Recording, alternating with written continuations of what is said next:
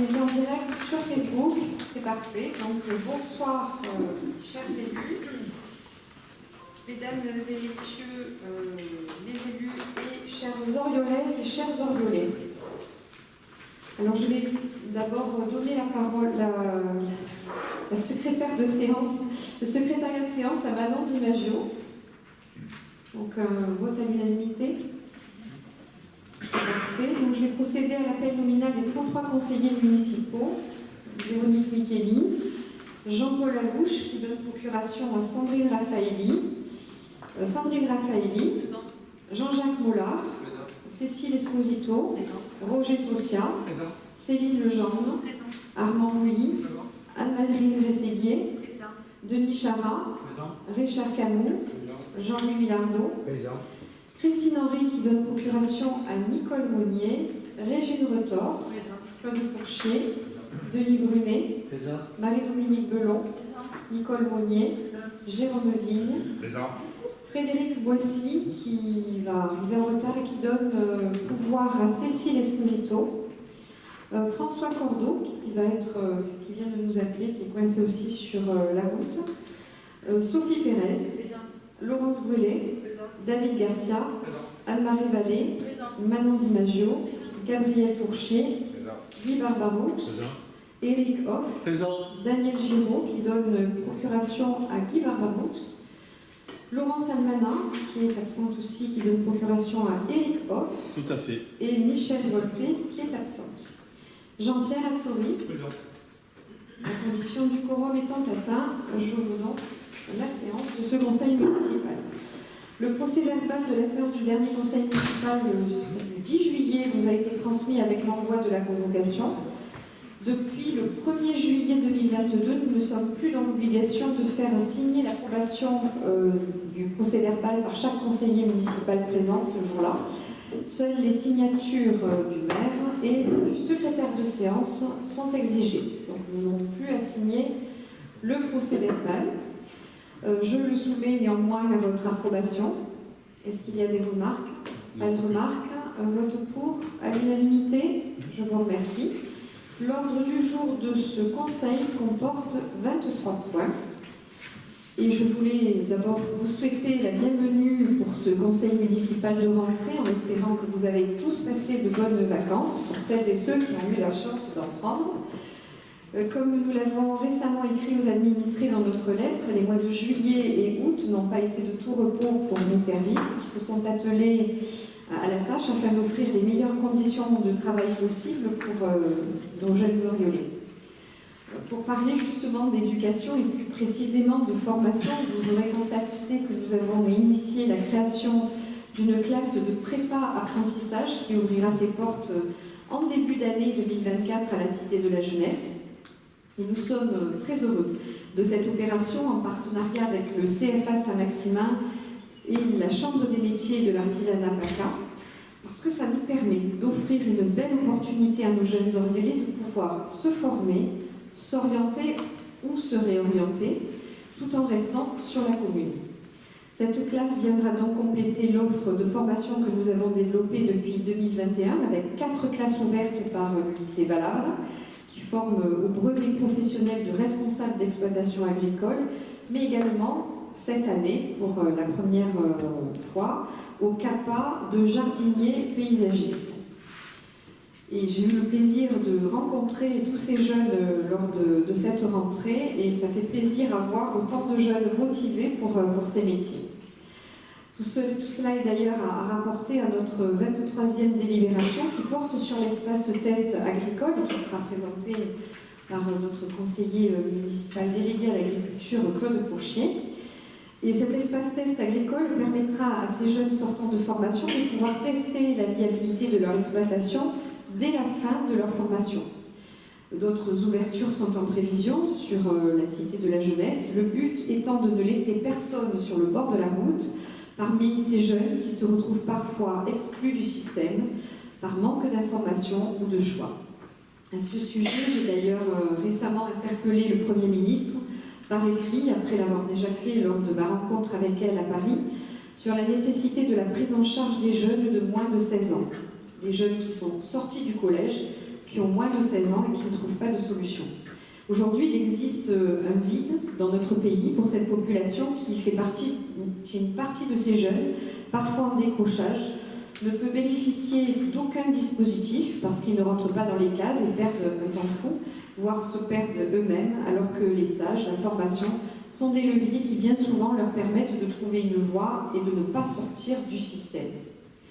Et ces compétences sont évidemment partagées par d'autres institutions que notre commune, mais cela reste tout de même au centre de nos préoccupations et nous ferons tout pour faire bouger les lignes. En tout cas, vous savez que cet engagement, je l'ai pris depuis très longtemps au sein de l'éducation nationale et que je continue à vouloir faire en sorte que tous les jeunes trouvent une orientation, une formation et un métier.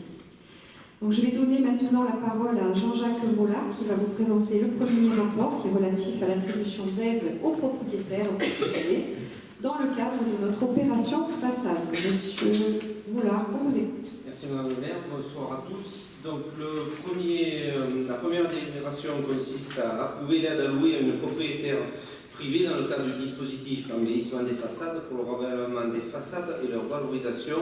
L'immeuble se situe au 3 et au 5 rue Augustine Dupuis et selon les préconisations de l'architecte du conseil du CLU 13, il y a eu un avis favorable du COPIL qui a eu lieu le 6 juillet dernier pour la réfection conséquente des 3 façades de l'immeuble. Donc l'aide attribuée s'élève à 50 897 € TTC, soit 70% du montant des travaux subventionnables, conformément au règlement, pour lequel la commune va solliciter la participation financière du conseil départemental à hauteur de 70%, et il reste à charge pour nous. Je vous demande de bien pouvoir voter cette délibération. Est-ce qu'il y a des questions? Qui est pour? Donc un vote à l'unanimité. Le rapport numéro 2, toujours M. Mollard, sur l'attribution d'aide aux propriétaires dans le cadre de l'opération façade. Alors, le rapport numéro 2 et numéro 3 traitent du même sujet. Donc, dans les deux rapports suivants, il s'agit de représenter un conseil pour y faire figurer les mentions obligatoires exigées par le département pour le remboursement de sa subvention. Ces dossiers ayant déjà été présentés à un conseil municipal, ils ne seront pas détaillés, sauf si vous avez des questions, bien évidemment. C'est un formalisme que l'on doit respecter. Le département nous a demandé de modifier quelques documents, ce que nous faisons. Et je vous demande de bien voter cette délibération et la suivante. On avait un avis favorable à l'unanimité pour l'opération façade. Donc, alors, un vote pour le second rapport à l'unanimité et le rapport numéro 3, un vote également pour à l'unanimité. Je vous remercie. Nous passons au rapport numéro 4. Il s'agit de l'approbation d'une garantie d'emprunt et je vous laisse de nouveau la parole à M. Mollard. Merci. Donc la commune d'Oriol est sollicitée pour accorder son engagement à une garantie d'emprunt destinée à financer l'acquisition de 21 logements en PSLA collectif dans l'opération immobilière dénommée La Réserve au chemin des Gibières à Pont-de-Joux. C'est la société Unicil, société anonyme, qui porte ce projet. L'opération représente un montant de 3 259 078 € et elle est financée par emprunt proposé par la Caisse d'épargne. Donc l'obtention du prêt est conditionnée bien évidemment par la mise en place d'une garantie d'emprunt de la commune d'Oriol à hauteur de 50% de la somme due par l'emprunteur, soit 1 629 539 €. La société anonyme Unicil est une société solide, après après l'analyse financière. Elle bénéficie d'un patrimoine conséquent en garantie de ses emprunts, notamment sur la commune d'Oriol. C'est un opérateur qui a déjà œuvré chez nous. Donc, par conséquent, il est proposé de faire droit à cette demande de garantie qui permettra donc de réaliser l'opération d'intérêt public correspondante. Il faut savoir qu'il n'y a pas de contingent réservataire car il s'agit d'accession en PSLA. Voilà, donc je vous demande de bien vouloir voter cette délibération et d'accorder la garantie d'emprunt. Des questions? Non. Une intervention sur un... Oui, juste une question. Vu l'importance des logements qu'il y a là-bas, il n'y a que 21 logements sociaux ou... Non. Il y a une autre opération. Pour ce programme-là, sur ces PSLA, il n'y en a que 21. Voilà, il y aura d'autres garanties à venir. Ça va. 69. C'est bon ça. Ok, c'est juste une précision. Donc, qui est pour? Un vote pour à l'unanimité. Nous passons Passons au rapport numéro 5. Il s'agit de la création d'emplois dans le cadre du recensement de la population. Et je donne la parole à M. Bouy. Merci Madame la Maire. Donc, il s'agit de créer 6 postes d'agents recenseurs pour les besoins du recensement général de la population 2024 et de fixer leur rémunération. Pour 2024, le recensement de la commune débutera le 18 janvier au 24 février 2024 inclus. Et on est en gros sur la reproduction du système qui a très bien fonctionné l'an dernier. Des questions? Vous connaissez l'importance du recensement de la population pour notre dotation globale de fonctionnement. Donc, Malheureusement, on connaît les résultats aussi. voilà, c'est important justement d'avoir des agents recenseurs qui font bien leur travail pour qu'on puisse avoir pratiquement 100% de logements identifiés. Donc un vote pour à l'unanimité. Le rapport numéro 6, c'est la désignation d'un référent déontologue et je donne de nouveau la parole à M. Bouy. Oui, donc il s'agit d'approuver la désignation en qualité de référent déontologue de l'élu local, M. Jacques Calmette, ancien magistrat de l'ordre judiciaire, ainsi que la mission d'assistance et de conseil proposée par le CDG 13 depuis le 1er juillet 2023, permettant de prendre en charge l'ensemble des démarches et faciliter la mise en œuvre des obligations réglementaires. En effet, depuis la loi 3DS du 21 février 2022, il est prévu que tout élu local peut consulter un référent déontologue chargé de lui apporter tout conseil utile au respect de ces principes. Ainsi, je vous propose d'approuver la convention à conclure avec le CDG 13 6 juin, si annexé à l'approbation. Des questions? Pas de questions. Donc vote favorable? Oui, oui. À l'unanimité. Le rapport numéro 7 est l'approbation d'une convention d'adhésion à la médiation préalable obligatoire, qui est aussi proposée par le centre de gestion. Et de nouveau, M. Bouy. Donc, il s'agit une nouvelle fois de l'adhésion à la procédure de médiation préalable obligatoire pour les litiges qui pourraient opposer les agents publics à leur employeur, visant à aboutir à une solution amiable. En qualité de tiers, le CDG 13 peut intervenir comme médiateur dans le cadre de ces litiges et propose ses services pour cette mission. Ainsi, je vous propose d'approuver la convention à conclure avec le CDG 13. Une intervention? Pas d'intervention. Un vote favorable? Oui.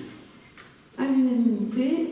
Je vous remercie. Donc, le rapport numéro 8 est une convention de mise à disposition d'un fonctionnaire territorial au sein de la police municipale entre la ville de Pépin et la ville d'Oriol. Et c'est M. Bouilly qui va présenter ce rapport. Les titres sont tellement complets que des fois ça ne demande que ajouter. Donc là, il s'agit d'approuver la convention mise entre la ville de Pépin et la ville d'Oriol d'un adjoint technique principal de 2e classe à temps complet, qui doit attendre à compter du 1er novembre 2013 pour une durée de 6 mois renouvelable, avec une durée maximale de 3 ans. C'est suite au départ du policier municipal. On le remplace. Pas de questions. Un vote favorable à l'unanimité. Le rapport numéro 9 est la création d'un emploi non permanent face à un besoin lié à l'accroissement temporaire d'activité. Monsieur Bouy. Oui, donc il s'agit de créer un poste d'adjoint technique complet afin d'assurer les missions d'agent polyvalent, propreté, espace vert au service technique. Cela relèvera de la catégorie C et de se réserver la possibilité de recruter un agent contractuel le cas échéant. Ainsi, nous modifierons le tableau des effectifs et je vous propose donc d'approuver cette création. Une intervention? Pas d'intervention. Qui est pour? Qui s'abstient? Donc qui est contre? Donc 4. Le rapport numéro 10, ce sont des subventions aux associations et je vais le présenter. Donc, il s'agit d'abroger et d'approuver cette actualisation des subventions qui sont versées aux associations et aux autres organismes pour l'année 2023. Il y a quelques modifications depuis le vote du budget primitif 2023 qui ont été intégrées en décision modificative qui a été votée le 10 juillet dernier et dans l'annexe dédiée de la maquette budgétaire. Donc, je vous propose d'approuver ce versement. Et je réponds à vos questions. Simplement les 1000, comme c'est pas très clair, c'est l'association pour le collectif pour l'école ou les 1000 euros en plus qu'il y a sur la traite, la nouveauté, en clair. Alors que je le retrouve. 1000 euros. Vous voyez pas de quoi je m'étonne. C'est pas ça. C'est le 4L Trophy. Le 4L Trophy. Ce sont des des personnes qui vont concourir au 4L Trophy. D'accord. 4L. Le titre n'est pas très clair, hein. Voilà. Honnêtement, pour C'est un réajustement, en fait. Ça a été déjà voté dans la décision justificative. Oui, probablement, mais là c'est vrai que le titre, enfin l'intitulé, on ne peut pas faire le rapprochement, c'était compliqué. Ok. Donc c'est juste un ajustement. Qui est pour? À l'unanimité. Le rapport numéro 11, c'est un appel à projet 2023 relatif au temps d'activité périscolaire. Et c'est l'approbation des conventions de partenariat. Et je laisse la parole à Madame Monnier.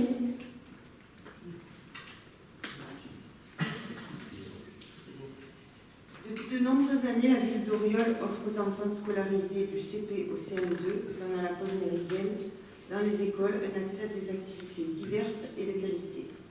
Aussi, pour permettre la continuité et la consolidation de ces activités pour la prochaine rentrée scolaire 2023-2024, enfin pas la prochaine, elle est passée maintenant, la commune a lancé un appel à projet.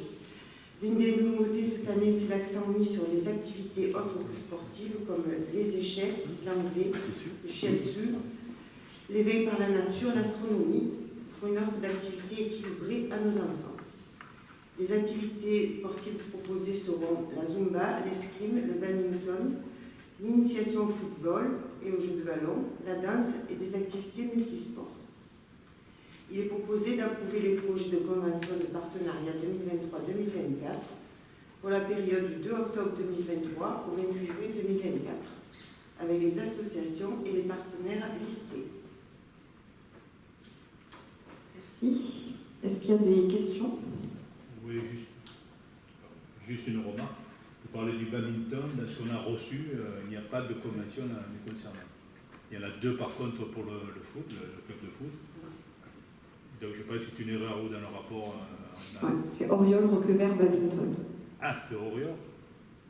Non, il y en a deux d'Auriol Roquevert foot.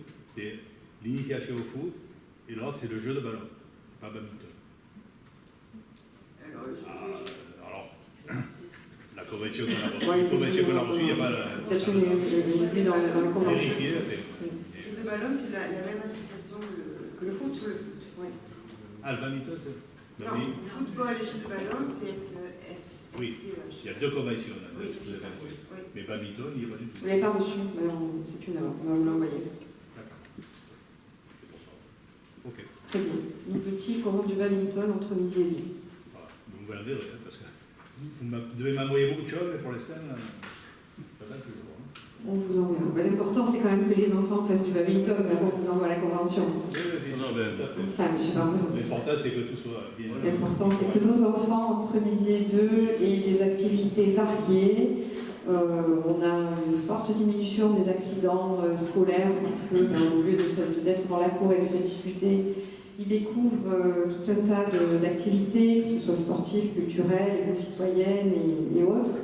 Et puis aussi, ce qui est très important pour nous, c'est que nous faisons vivre notre tissu associatif avec l'emploi justement de certaines personnes qui viennent faire voir aux enfants ce qui existe comme activité sur la commune d'Auriol.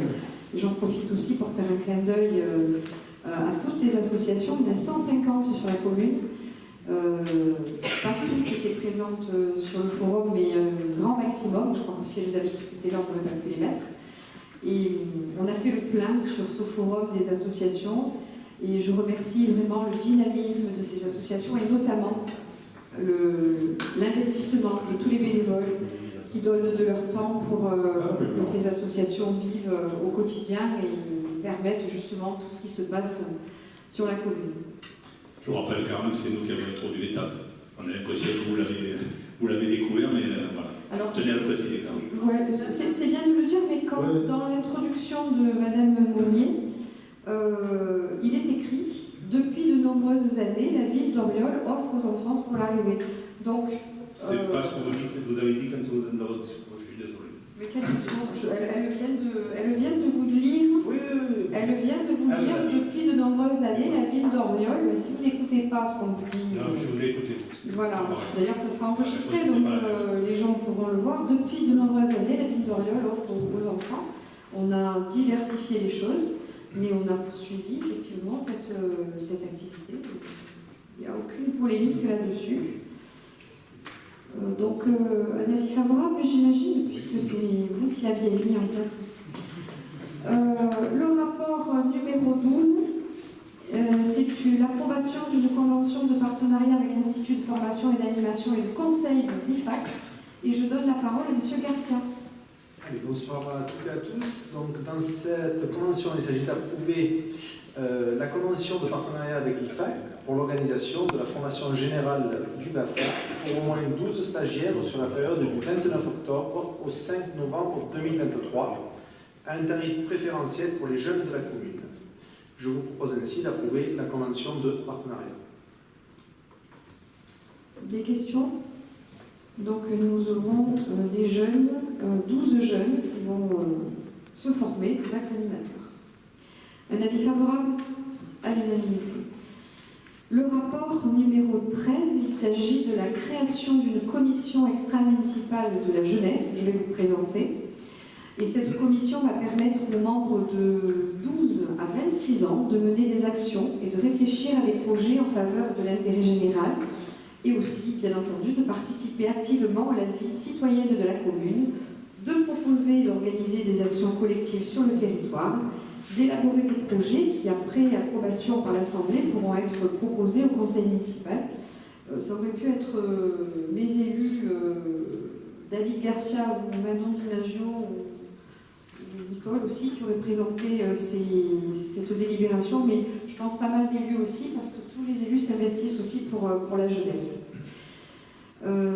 Ceci, nous l'avons présenté dans la continuité et en complémentarité des différentes actions qui sont mises en place pour les jeunes de la commune avec le conseil municipal des jeunes qui est déjà installé. On s'est rendu compte que le conseil municipal des jeunes s'arrête à 12-13 ans et qu'il y avait un manque pour tout le reste des jeunes de 12 à 26 ans. Donc cette commission sera composée de 20 membres maximum, dont 15 jeunes de 12 à 26 ans qui résident sur la commune d'Oriol. Il y aura aussi 4 élus, dont un membre qui sera issu de l'opposition. Les techniciens de la collectivité pourront accompagner les membres de la commission tout au long de leur projet en fonction des projets et des besoins de technicité. Et aujourd'hui, il s'agit d'arrêter sa composition telle qu'exposée dans la délibération, mais aussi de procéder à l'élection des membres du conseil municipal qui a été proposé en amont. Alors, est-ce qu'il y a une intervention par rapport à cette création? Donc, dans un premier temps, je vais soumettre au vote cette délibération qui est pour. Donc, un vote à l'unanimité. Et dans un deuxième temps, il s'agit de procéder à la désignation des membres qui sont issus du conseil municipal. Alors, pour les membres titulaires, je vous propose pour la liste Oriol Ensemble Manon Di Maggio, David Garcia et Nicole Monnier, et pour la liste Agir pour Oriol, Daniel Giroux. Et pour les membres suppléants, pour la liste Oriol Ensemble, Jean-Paul Alouche, Sandrine Raffaelli et Marie-Dominique Belon, et pour la liste Agir pour Oriol, Laurence Almanin. Donc un vote à l'unanimité pour la désignation de ces membres. Je vous remercie. Et nous passons à la délibération numéro 14. C'est une convention de mise à disposition et d'utilisation des piscines de la métropole. Et je donne la parole à Monsieur Chara. Merci Madame le maire. Bonsoir à toutes et à tous. En septembre, il y a les vendanges, les champignons, la rentrée scolaire, mais surtout le retour à l'éveil de l'eau et l'apprentissage de la natation pour nos petits oriolés. Je ne vais pas vous redire le bien fondé pour nos enfants que de savoir nager ou même être en mesure d'appréhender l'eau. Comme un rappel douloureux, avec des étés de plus en plus chauds, que piscine, lac et mer ne sont pas qu'un loisir. Cette année encore, 362 personnes se sont noyées et 109 en sont mortes entre le 1er juin et le 12 juillet 2023. La mise en place de ces séances de la piscine Virginie de Dieu, arrachée de haute lutte par Madame le maire en relation avec la présidente de la métropole, sont tout bonnement d'utilité publique et nous continuerons d'œuvrer en ce sens. Le service des sports met en forme et accompagne ces séances, même si ce n'est pas dans le cadre scolaire. Les instituteurs n'ont pas la possibilité de le mettre en place facilement dans leur planning. J'appelle de tous mes voeux pour un vote à l'unanimité. La vie d'un enfant n'est pas une affaire de parti ou d'opposition. seulement un devoir que nous devons avoir à tout faire pour éviter l'impensable. Proposé sous forme de 3 cycles de 10 séances de 30 enfants, du 4 octobre au 19 juin, chaque enfant ne pourra bénéficier que d'un cycle, que seuls les enfants de la commune seront concernés par ce dispositif. Cette activité sera proposée à un tarif unique de 40 € par enfant. Il s'agit donc d'approuver le projet de convention, si vous en êtes d'accord, à le voter. Les crédits seront inscrits au budget primitif 2023. Merci. Merci, M. Charat. Est-ce qu'il y a des questions? Pas de questions. Un vote pour? Alors, qui est pour? Qui s'abstient? Donc, 2 abstentions. Le rapport numéro 15. Il s'agit de la détermination du mode de gestion de l'établissement d'accueil de jeunes enfants, multi-accueil collectif, les petits mousses. Et je vais présenter cette délibération à la place de Christine Henry, qui suit parfaitement les dossiers, à qui nous souhaitons un très très bon rétablissement, mais qui a quand même travaillé le dossier et qui nous suit ce soir à distance. Il est ici question du renouvellement de la DSP du multi-accueil Les Petits Mousses qui arrive à échéance le 31 juillet 2024. Et donc ce renouvellement doit être effectif au 1er août 2024. Alors là, ce soir, il s'agit d'approuver le principe de l'exploitation du multi-accueil des Petits Mousses dans le cadre d'une concession de service public comme mode de gestion adapté, après avis de la commission consultative qui a été réunie le 18 septembre dernier. Et le précédent contrat, il arrive à échéance le 31 juillet 2024. Il s'agit d'approuver le contenu des caractéristiques des prestations que doit assurer le concessionnaire. Est-ce qu'il y a une intervention par rapport à cette délibération? Un vote pour, à l'unanimité.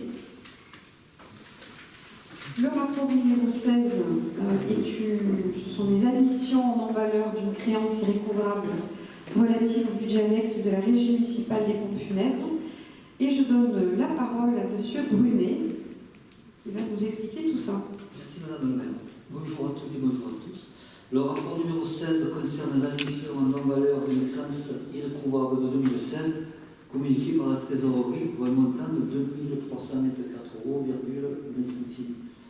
€. En novembre 2021, nous avions annulé environ 20 000 € de titres et celle-ci était la dernière qui restait pour un complément de la requête. Pour assainir les causes, cette créance non-valeur sera inscrite au code 6541. Je vous propose d'approuver cette admission en non-valeur pour le compte administratif 2023 de la régie municipale de Portefeuille. Il s'agit d'une régularisation de 1500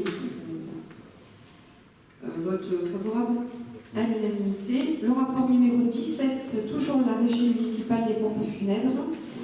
Et c'est un relevé provisoire. Le rapport numéro 17 concerne le relevé provisoire du résultat d'exploitation arrêté au 30 juin. Ce résultat a été présenté avec avis favorable au conseil d'exploitation. Les dépenses s'élèvent à 62 415 €, les recettes à 120 322 € et le résultat est de 46 907 €. On peut ajouter en dépense au chapitre 12 les charges salariales pour 48 convois réalisés. Et avec ces dépenses supplémentaires, le résultat est de 6 107 €. Il n'y a aucune mesure nécessaire suite au résultat de fin juin. Je vous propose de prendre acte de ce résultat. Merci. Est-ce qu'il y a des questions? Bon, c'est un relevé intermédiaire, obligatoire. Donc un vote favorable? On prend acte, pardon. Excusez-moi. Donc on prend acte de ce relevé. Le rapport numéro 18, c'est l'adoption d'une redevance annuelle par infrastructure de recharge de véhicules électriques. Et je donne la parole à M. Socia. Merci Madame la maire, bonsoir à toutes et à tous. Alors, il s'agit de fixer le montant de la redevance d'occupation temporaire du domaine public pour les infrastructures de recharge de véhicules électriques dans le cadre du développement sur la commune des bornes de recharge électrique installées par les opérateurs qui percevront les recettes liées aux abonnements achetés par les particuliers. La redevance est fixée à 100 € par an par infrastructure, comme conseillé par la métropole qui nous accompagne sur ce sujet. Ainsi, je vous propose de fixer et d'approuver le montant de cette redevance annuelle. Est-ce qu'il y a des questions? Oui, une très bonne chose. La métropole permet d'installer un certain nombre de bornes. Au-delà des 100 € de bénéfices, c'est une vraie opération très très importante. Donc un vote favorable à l'unanimité. Le rapport numéro 19, c'est l'approbation d'une convention de partenariat avec GRDF. Et je donne la parole à Madame Brûlé. Bonsoir. La présente délibération concerne l'approbation d'une convention de partenariat avec GRDF dans le cadre de l'accompagnement vers la transition énergétique et la sécurité des installations gaz déjà existantes sur la commune. Cette convention d'une durée de 1 an est neutre financièrement pour la commune. Il vous est donc demandé d'autoriser Madame le maire à signer la présente convention. Pas de question? C'est une aide gratuite, on va la prendre. Tout à fait. Donc un vote favorable à l'unanimité. Le rapport numéro 20, il s'agit de l'approbation d'une convention de partenariat avec Opening Night pour l'opération culturelle par les villages. Et je vais laisser la parole à Madame Vallée. Merci Madame le maire. Bonsoir à toutes et à tous. Il s'agit ici d'approuver la convention de partenariat avec l'association Opening Night, association financée par la métropole Aix-Marseille-Provence et le département, et qui va aider notre commune en finançant 2 lectures de spectacle le samedi 14 octobre prochain à la bibliothèque. À 15h, un spectacle pour enfants, Voyage au pays des armes, pour la compagnie amateur des électrons fous, et à 18h, un spectacle pour adultes, Debout bélier, pour la compagnie Ma voisine s'appelle Cassandre. Dans le cadre de l'opération Par les villages, l'association se chargera, en lien avec la commune, de la communication de l'événement. Ainsi, je vous propose d'approuver cette convention. Des questions? Pas de questions? Vote favorable à l'unanimité. Le rapport numéro 21, c'est l'approbation d'une convention de partenariat avec l'association Festival International de Jazz de Marseille des 5 continents. Madame Vallée. Il s'agit d'approuver la convention de partenariat avec l'association Festival International de Jazz de Marseille des 5 continents, financée par la métropole et dont la première édition en 2000 a eu lieu à Marseille. Depuis 2019, ce festival se déroule sur l'ensemble du territoire métropolitain et permet de présenter des artistes reconnus du monde entier, tout autant que de soutenir la jeune création musicale française internationale. Cette année, notre commune a la chance de bénéficier d'une programmation gratuite à l'espace de la Confluence, le 18 novembre prochain, avec un concert d'Iliane Canizaret Quintet. Ainsi, je vous propose d'approuver cette convention. C'est une chance pour la commune de pouvoir bénéficier de cette programmation gratuite, donc vote favorable à l'unanimité. Le rapport numéro 22, c'est l'approbation de la convention relative à l'événement métropolitain Lecture par nature. Madame Vallée. Alors, il s'agit ici d'approuver la convention relative à la manifestation métropolitaine Lecture par nature, consacrée à la promotion de la lecture publique, qui se déploie dans l'ensemble des bibliothèques du territoire, dont celle d'Orgueil. Pour sa 7e édition, Lecture par nature offre différentes propositions artistiques autour d'une grande thématique commune, littérature musclée, sport et littérature. Dans le cadre de cet événement, la métropole Aix-Marseille-Provence développe également la proposition d'un parcours d'éducation artistique et culturelle pour une classe de primaire ou collège. Cette année, ce sera une classe de CM2 de l'école Jean Constant qui bénéficiera de 4 séances, à l'issue desquelles une séance de restitution aura lieu le 15 février 2024 à la bibliothèque. À Auriol, notre projet sera porté par la Mutinerie, qui propose des approches inédites de médiation culturelle et scientifique. C'est l'auteur jeunesse Marion Brunet, dont nous avons déjà quelques livres à la bibliothèque, qui interviendra auprès des élèves. Le thème est le sport comme acte social, avec une problématique liée à l'écologie ou à l'égalité des chances. Ce sont les enfants qui décideront. Ainsi, je vous propose d'approuver cette convention.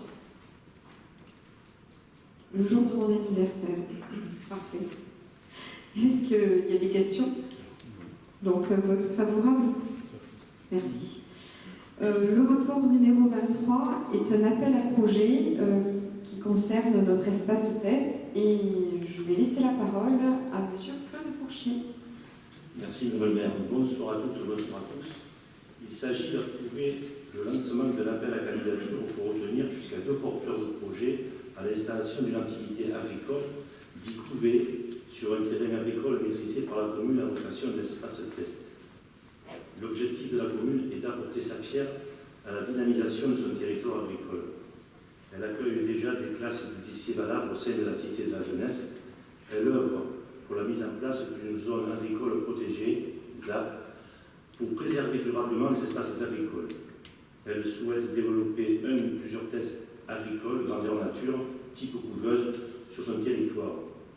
En partenariat avec la métropole Aix-Marseille-Provence et la coopérative d'activité de l'emploi, Petra Patrimonia, la commune souhaite lancer un appel à candidature pour retenir jusqu'à 2 porteurs de projet à l'installation d'une activité agricole dite couvée, s'intégrant dans les pratiques agricoles raisonnées et valorisant les circuits courts de commercialisation et de proximité avec une dimension économiquement viable. Ainsi, je vous propose d'approuver l'appel à projet 6 juin. Est-ce qu'il y a des questions par rapport à cet espace sur test? Donc, l'avis favorable à l'unanimité. Je vous remercie. Conformément à l'article L2122-23 du Code général des collectivités territoriales, je dois vous rendre compte de l'exercice de mes délégations découlant de ce même code, délégations telles que fixées dans la délibération numéro 113 2022 en date du 14 novembre 2022. Le service des assemblées vous a transmis la liste de ces décisions prises depuis le 4 juillet, date d'envoi du précédent conseil municipal, ainsi que la copie intégrale de l'ensemble de ces décisions. Je vous informe que le prochain conseil municipal devrait avoir lieu le lundi 13 novembre. Je vous remercie d'avoir assisté à cette séance, donc je lève, et je vous souhaite une bonne soirée. Merci. Merci beaucoup.